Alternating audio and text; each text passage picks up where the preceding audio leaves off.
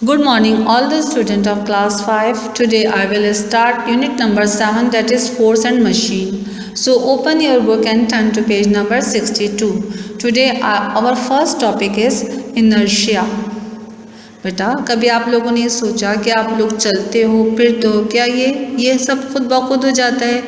क्या इसके ऊपर कोई कानून कोई रूल अप्लाई नहीं होता? नहीं बच्चों, हर चीज़ के ऊपर हमारी चलने पे फिरने पे हर काम के ऊपर फिजिक्स का कोई ना कोई रूल अप्लाई हो रहा है। हमारी मोशन को चलने को, इंसान के चलने फिरने को, मुख्तलिफ ऑब्जेक्ट के चलने फिरने को सबसे पहले एक साइंटिस्ट सर आइजैक न्यूटन ने अपने 3 लॉज ऑफ मोशन के ज़रिए एक्सप्लेन किया। आपकी बुक के अंदर हम सबसे फर्स्ट लॉ ऑफ मोशन को कंसिडर करेंगे। इस लॉ को लॉ ऑफ इनर्शिया भी कहते हैं, according to which if something has no force acting on it, it will stay still. If moving, it will keep moving at a steady speed in a straight line. यानी first law of motion के मुताबिक अगर किसी object यानी किसी चीज़ पे कोई कुव्वत कोई फोर्स अमल ना करे तो अगर वो रुकी हुई है तो रुकी ही रहेगी यानी साकिन रहेगी, और अगर वो मूविंग है यानी हरकत कर रही है तो इसी रफ्तार से एक लाइन में हरकत करती रहेगी।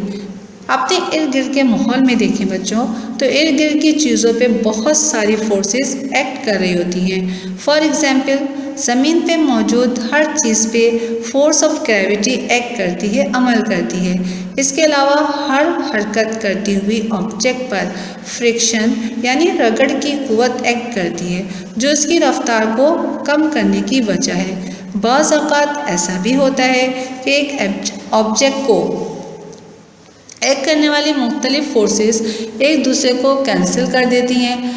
इस वक्त ये ऑब्जेक्ट बिल्कुल ऐसा बिहेव करता है जैसे इस पर कोई फोर्स ही ना हो, जो कि न्यूटन के फर्स्ट लॉ के एन मुताबिक है।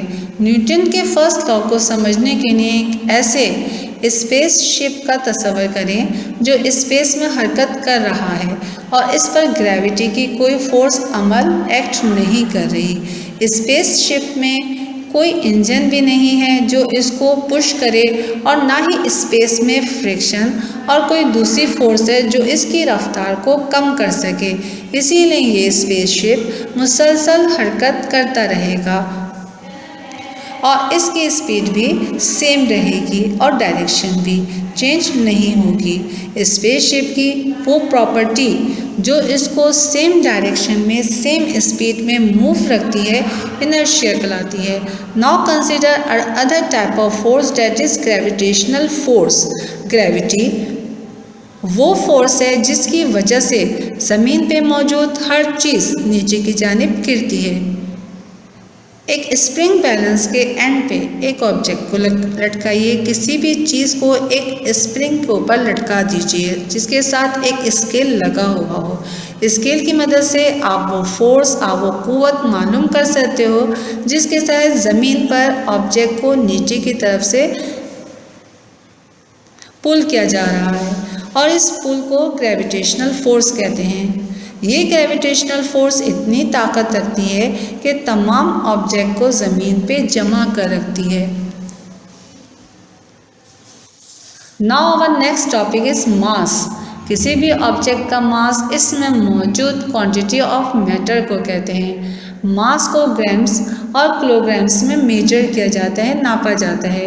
किसी भी ऑब्जेक्ट का मास मुख्तलिफ प्लेसेस पे सेम रहता है, यानी अगर हम किसी ऑब्जेक्ट का मास एक जगह देखें और उसको ले जाकर फिर ऊपर वाली फ्लोर पे देखें या किसी दूसरी जगह पे देखें, क्लफ्टन पे देखें, सी साइड पे देखें, कहीं पे भी देखें, इसका ऑब्जेक्ट मास इस ऑब्जेक्ट का मास सेम ही रहेगा।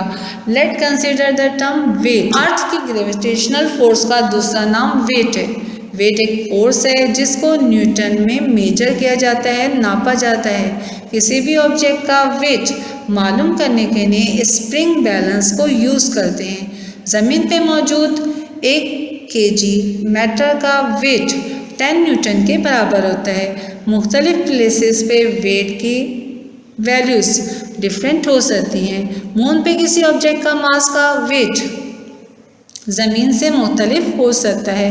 1 kg मास का वेट ज़मीन पर अगर 10 न्यूटन के बराबर हो तो मून पे इसका 1/6 के बराबर होगा। अमूमन पीपल वेट और मास के टर्म्स को सेम वे में यूज़ कर लेते हैं। फॉर एग्जाम्पल, अगर आप अपना मास वेइंग स्केल को मेजर करो तो ये 50 kg के बराबर होगा और आपका वज़न 50 kg के बराबर नहीं होगा। 50 kg आपका मास और 500 न्यूटन आपका वेट होगा। Now our next topic is effect of force on the motion of an object. Student, अब हम हरकत पे लगाए जाने वाली फोर्स का असर देखेंगे। जब किसी ऑब्जेक्ट पर फोर्स अप्लाई की जाती है तो ये फोर्स इस ऑब्जेक्ट को एनर्जी देती है, जिसके ज़रिए हम किसी भी ऑब्जेक्ट में हरकत पैदा कर सकते हैं, इसको रोक सकते हैं या इसकी रफ्तार को तब्दील कर सकते हैं, चेंज कर सकते हैं। फोर्स हमेशा पेयर्स में मौजूद होती है और ये बैलेंस या अनबैलेंस यानी बराबर या मुख्तलिफ हो सकती है। बैलेंस फोर्स की वजह से किसी ऑब्जेक्ट की हरकत में तब्दीली नहीं हो सकती। ये अपने साइज़ में बराबर लेकिन इसकी डायरेक्शन अपोजिट होती है। अगर आप अपने दोस्त के साथ मिलकर आर्म रेसलिंग कंपटीशन करें और अगर दोनों दोस्त बराबर की ताकत लगाएं तो कोई भी हाथ नहीं गिर पाएगा, क्योंकि यहाँ लगाई जाने वाली फोर्स बराबर लेकिन इसकी डायरेक्शन मुख्तलिफ होगी। इसी तरह अपने दोस्तों के साथ मिलकर रस्सी खींचने का मुकाबला करें। अगर दोनों जानिब से लगाई जाने वाली फोर्स बराबर होगी तो भी कोई नहीं जीत पाएगा। लेकिन बच्चों, अगर अनबैलेंस फोर्स हो तो अनबैलेंस फोर्स की वजह से हरकत में, मोशन में तब्दीली वाक़ई हो सकती है। जब दो अनबैलेंस फोर्स किसी ऑब्जेक्ट पे अपोजिट डायरेक्शन पे लगाई जाती हैं तो रिजल्टेंट फोर्स इसके डिफरेंस के बराबर होगी और ऑब्जेक्ट इस साइड में हरकत करेगा जिस साइड पे लगाई जाने वाली फोर्स ज़्यादा होगी। दो अनबैलेंस फोर्स किसी एक साइड में भी लगाई जा सकती हैं। यानी अगर किसी कार को स्टार्ट करने के लिए दो मुख्तलिफ अफराद पुश करें तो यकीनन दोनों की फोर्स अगरचे बराबर तो नहीं होगी, लेकिन चूंकि दोनों की डायरेक्शन एक है इस वजह से लगाई जाने वाली फोर्स दोनों के सबके बराबर होगी। स्टूडेंट, जब भी आप बैलेंस और अनबैलेंस फोर्सेस के साथ काम करें तो हमेशा दो अहम पॉइंट को जहन में रखें। नंबर 1, सेम डायरेक्शन में लगाई जाने वाली फोर्सेस हमेशा ऐड यानी सम होती हैं। नंबर 2, अपोजिट डायरेक्शन में लगाई जाने वाली फोर्सेस हमेशा एक दूसरे से सब्सट्रैक्ट होती हैं। डियर स्टूडेंट, आई होप आज का लेक्चर आप लोगों को इंटरेस्टिंग लगेगा। अब आ जाए होम टास्क पे। Home task with answer is given on slide. Thank you.